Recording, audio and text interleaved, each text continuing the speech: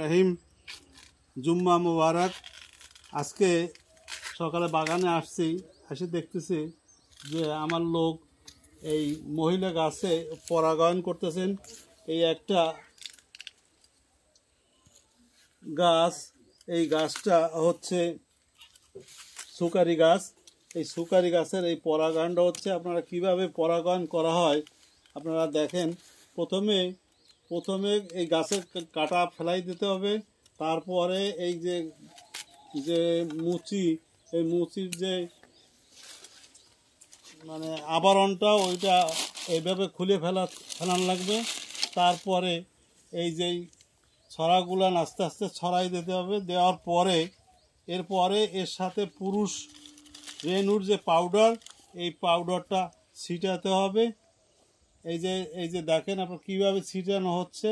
এই যে কিন্তু পুরুষ পাউডার সাধারণত যে যে ইটা ব্যবহার করে মহিলারা, সেই ফেস ব্রাশ দিয়েই এই পুরুষ রেণুটা কিন্তু এই ছিটানো হলো। এইবার এই মহিলা গাছের বাদিটাকে বাঁধা হচ্ছে, যাতে এই পুরুষ রেণু যেটা ছিটানো হয়েছে এইটা যাতে বাতাসে উড়ে না যায়, এই জন্য বাঁধা হলো। দেখতেছেন বাঁধা হলো। আর একটা বাঁধন উপরে দেওয়া লাগবে, যাতে এই পুরুষ রেণু বাতাসে উড়ে না যায়, কারণ পুরুষ রেণু ছাড়া কিন্তু খেজুর হয় না।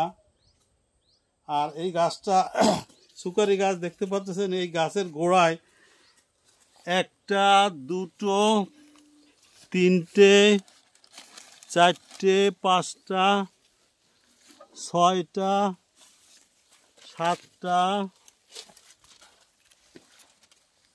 আটটা, এই পাশে নয়টা, এই পাশে একটা, 10টা বাদি এই প্রথম বছরেই কিন্তু অফশুটের চারা হয়েছে এবং বাদি হয়েছে একটা, এই একটা, দুটো, আর এই পাশে একটা, তিনটে। এই তিনটে বাদি আসছে। এইটা কিন্তু একটা কলপের গাছ, এর বয়স 2.5 বছর। আলহামদুলিল্লাহ এই প্রথম এবার ফলন আসলো। আপনারা দেখতে পাচ্ছেন গাছের নিচে কি পরিমাণ অফশুটের চারা, ইনশাল্লাহ আরও অফশুটের চারা হবে। এবং প্রথম বছর তাই আপাতত 3টা বাদি আসছে এই সুকারি গাছটায়।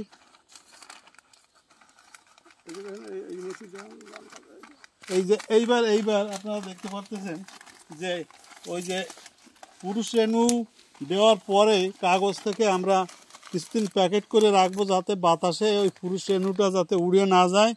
এবং 10-12 দিন পরে যখন এই ফুলের রং একটু সবুজ হবে, তখন এই কাগজটা ফেলাই দিতে হবে বা উন্মুক্ত করে দিতে হবে। তারপর আস্তে আস্তে খেজুর বড় হবে।